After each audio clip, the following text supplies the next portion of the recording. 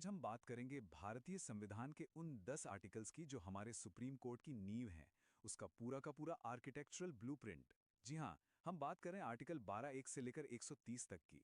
ये सिर्फ कानून के कुछ पन्ने नहीं हैं, बल्कि ये वो डिज़ाइन है जिस पर हमारी सबसे बड़ी अदालत खड़ी है। तो चलिए, इस डिज़ाइन को परत दर परत समझते हैं। लेकिन देखिए, इस ब्लूप्रिंट को समझने से पहले एक बहुत ही दिलचस्प सवाल पर सोचना होगा। सवाल यह है कि एक ऐसी अदालत कैसे बनाई जाए जो इतनी पावरफुल हो कि सरकार पर भी लगाम लगा सके, लेकिन साथ ही इतनी भी आज़ाद ना हो जाए कि वो खुद ही एक सरकार बन बैठे। है ना मुश्किल? हमारे संविधान बनाने वालों के सामने यही सबसे बड़ी चुनौती थी, और इसी का जवाब इन आर्टिकल्स में छिपा है। तो इस इमारत की तामीर शुरू होती है इसकी सबसे ज़रूरी चीज़ से, आज़ादी की दीवारें खड़ी करने से। और ये दीवारें खड़ी करते हैं हमारे पहले दो आर्टिकल्स। इनका काम है लेजिस्लेचर यानी संसद और जुडिशरी यानी न्यायपालिका के बीच एक साफ लकीर खींचना, एक तरह से शक्तियों का बंटवारा। इसे आप एक तरह का जेंटलमैन्स एग्रीमेंट समझ सकते हैं। आर्टिकल 121 कहता है कि पार्लियामेंट किसी भी जज के कंडक्ट पर, उनके काम करने के तरीके पर कोई बहस नहीं कर सकती। हाँ, एक एक्सेप्शन है, जब उन्हें हटाने का प्रोसेस यानी इम्पीचमेंट चल रहा हो। और दूसरी तरफ आर्टिकल 122 है, जो अदालतों को कहता है कि आप पार्लियामेंट के अंदर की कार्यवाही पर कोई सवाल नहीं उठा सकते। तो ये एक बैलेंस है ना?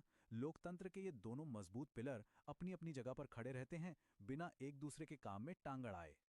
अच्छा, अब आते हैं एग्जीक्यूटिव यानी कार्यपालिका के पास मौजूद एक बहुत ही खास और पावरफुल टूल पर। इसका जिक्र है आर्टिकल 123 में। आप इसे एक तरह का इमरजेंसी टूल कह सकते हैं। इस टूल का नाम है ऑर्डिनेंस यानी अध्यादेश। अब ये है क्या?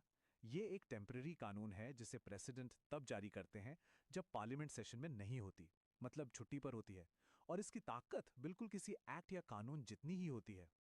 तो एक ऑर्डिनेंस की जिंदगी कैसी होती है? बहुत सिंपल है। पहला स्टेप, प्रेसिडेंट इसे तब लाते हैं जब पार्लियामेंट छुट्टी पर हो और कोई बहुत जरूरी मामला आ गया हो। दूसरा स्टेप, जैसे ही पार्लियामेंट वापस काम पर आती है, इस ऑर्डिनेंस को उसके सामने पेश करना पड़ता है।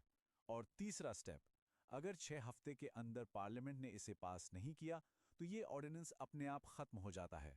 बस इतनी ही कहानी है इसकी।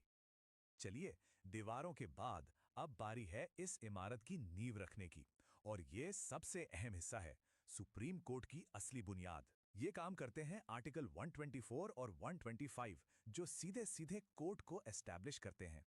तो आर्टिकल 124, यही वो नींव का पत्थर है जिस पर पूरी जुडिशरी टिकी है। ये कहता है कि भारत का एक सुप्रीम कोर्ट होगा, उसमें एक चीफ जस्टिस ऑफ इंडिया होंगे और बाकी जज होंगे। और यहाँ एक बहुत जरूरी बात है, जजों को अपॉइंट तो प्रेसिडेंट करते हैं, लेकिन लेकिन ये होता है सीजेआई और दूसरे सीनियर जजों से सलाह मशवरा करने के बाद। यही चीज जुडिशरी की आजादी को और मजबूत बना देती है। और एक और चीज जो यहाँ पे बहुत मायने रखती है, वो है कार्यकाल की सिक्योरिटी। सुप्रीम कोर्ट के जज 65 साल की उम्र तक अपनी कुर्सी पर रहते हैं। इससे क्या होता है? इससे न्यायिक स्थिरता आती है, स्टेबिलिटी आती है। अब आर्टिकल 125 पर आते हैं। ये जुडिशरी की आजादी को एक और लेयर की प्रोटेक्शन देता है, और वो है फाइनेंशियल सिक्योरिटी। ये कहता है कि जजों की सैलरी भारत की संचित निधि यानी कंसोलिडेटेड फंड ऑफ इंडिया से दी जाएगी। ये सरकार का वो मेन खाता है जिस पर रोज रोज की बहस नहीं होती। और सबसे बड़ी बात, एक जज के कार्यकाल के दौरान उनकी सैलरी कम नहीं की जा सकती। सोचिए, ये कितनी बड़ी बात है। ये फाइनेंशियल गारंटी उन्हें किसी भी तरह के पॉलिटिकल प्रेशर से आजाद रखती है। देखिए, कोई भी बढ़िया बिल्डिंग सिर्फ मजबूत नहीं होती, उसमें जरूरत के हिसाब से बदलने की गुंजाइश भी होती है, वो फ्लेक्सिबल होती है। तो अगले कुछ आर्टिकल्स सुप्रीम कोर्ट को बिल्कुल ऐसे ही कुछ स्मार्ट डिजाइन फीचर्स देते हैं, ताकि वो अपना काम और बेहतर तरीके से कर सके। जैसे आर्टिकल 126 को ही ले लीजिए। ये एक तरह का बैकअप प्लान है। मान लीजिए, अगर चीफ जस्टिस की कुर्सी खाली है या वो किसी वजह से काम पर नहीं है, तो प्रेसिडेंट एक एक्टिंग चीफ जस्टिस को अपॉइंट कर सकते हैं। इससे यह पक्का हो जाता है कि देश की सबसे बड़ी अदालत का टॉप पोस्ट कभी खाली ना रहे और काम चलता रहे। फिर आता है आर्टिकल 127। ये कोर्ट को केसेस के भारी भरकम बोझ से निपटने में मदद करता है। हम सब जानते हैं कि भारत की अदालतों में कितने केस पेंडिंग हैं। तो जब भी कोर्ट को लगता है कि काम बहुत ज्यादा बढ़ गया है, तो टेम्परेरी बेसिस पर एड हॉक जजों को अपॉइंट किया जा सकता है, ताकि केसेस जल्दी निपटें। और फिर है आर्टिकल 128, जो जुडिशरी के तजुर्बे की कद्र करता है। इसमें एक प्रोविजन है कि जरूरत पड़ने पर किसी रिटायर्ड जज को उनकी मर्जी से वापस काम पर बुलाया जा सकता है। ये एक शानदार तरीका है उनके सालों के ज्ञान और एक्सपर्टीज का फायदा उठाने का, खासकर जब कोई बहुत पेचीदा मामला सामने हो। तो चलिए अब इस इमारत पर फाइनल टच देते हैं, इसकी फिनिशिंग करते हैं। हमारे आखिरी दो आर्टिकल्स कोर्ट को उसकी असली ताकत और एक पक्का ठिकाना देते हैं जिससे उसकी पहचान मुकम्मल होती है। आर्टिकल 129 ये सुप्रीम कोर्ट को देता है पावर ऑफ कंटेम्प्ट, यानी अदालत की अवमानना की शक्ति। इसका सीधा मतलब यह है कि अगर कोई भी इंसान कोर्ट के फैसलों की इज्जत नहीं करता या उसकी डिग्निटी को कम करने की कोशिश करता है, तो कोर्ट उसे सजा दे सकती है। और यह पावर कोर्ट की अथॉरिटी बनाए रखने के लिए बेहद जरूरी है। और आखिर में आर्टिकल 130 ये सुप्रीम कोर्ट का पता बताता है, नई दिल्ली। हालांकि इसमें भी एक फ्लेक्सिबिलिटी है। अगर चीफ जस्टिस चाहें तो प्रेसिडेंट की मंजूरी से कोर्ट की बेंच कहीं और भी बैठ सकती है।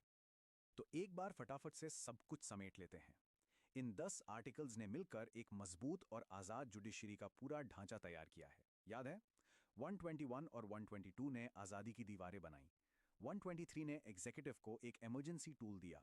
124 और 125 ने कोर्ट की मजबूत नींव रखी। 126 से 128 तक ने इसे जरूरत के हिसाब से काम करने की फ्लेक्सिबिलिटी दी। और आखिर में 129 और 130 ने इसे अपनी अथॉरिटी और एक पक्का घर दिया, पूरा का पूरा आर्किटेक्चरल प्लान। ये ब्लूप्रिंट, ये पूरा डिजाइन 70 साल से भी पहले बनाया गया था। तो सवाल ये उठता है कि पावर और इंडिपेंडेंस का ये जो इतना शानदार स्ट्रक्चर है, ये आज के हिंदुस्तान में, आज की चुनौतियों के बीच असल में कैसे काम कर रहा है? ये एक बड़ा सवाल है जिस पर सोचना बनता है।